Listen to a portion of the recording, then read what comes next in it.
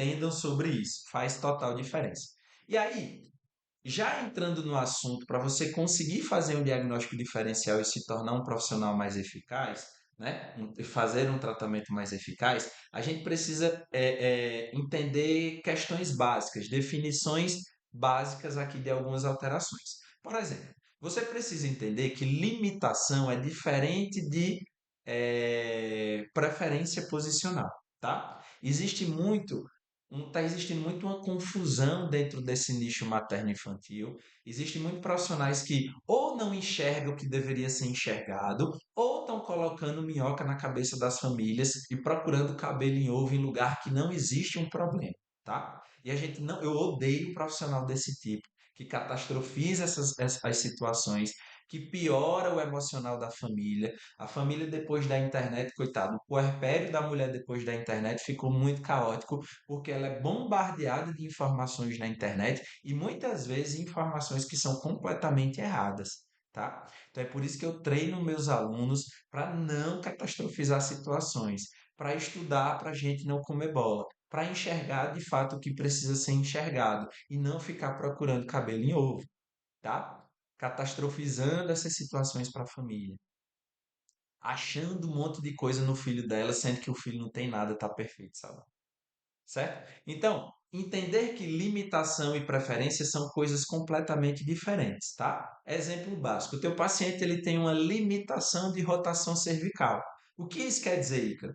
Quer dizer que para o lado esquerdo ele consegue fazer os 90 graus, 85 graus de rotação que ele precisa fazer, né? Ou seja, ele consegue encostar o queixo no ombro ou ele consegue encostar a bochecha na superfície plana ali que ele está dormindo.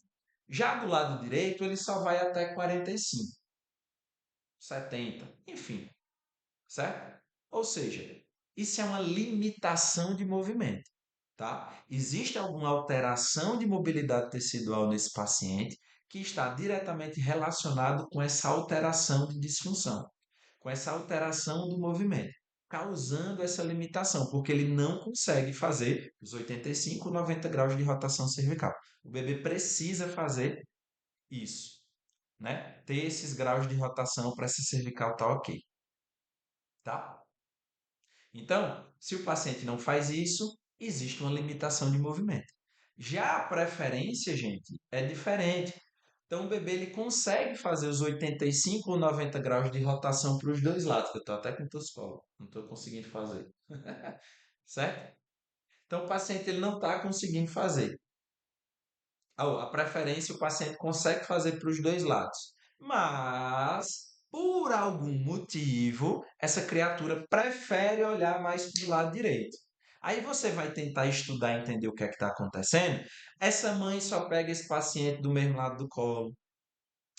Todos os estímulos visuais, lá, sei lá, vai trocar a fralda no trocador, é o lado direito do paciente que tem a janela, é o lado direito que tem a porta, é o lado direito que tem os bichos pregados na parede dos desenhos, é o lado direito que tem alguma coisa que chama a atenção dele. Então essa criatura, no dia a dia em casa, ele tem essa preferência de olhar para o lado direito, porque foi estimulado mais, porque os estímulos visuais estão acontecendo mais de um lado do que do outro.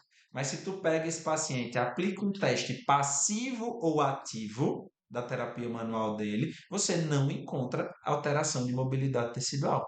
Você não encontra restrição de mobilidade. Ele consegue fazer os 85, 90 graus. Isso é uma preferência.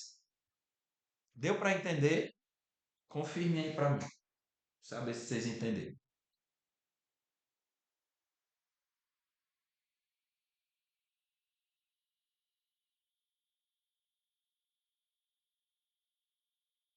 Bora, gente. Quem entendeu? Comenta aí.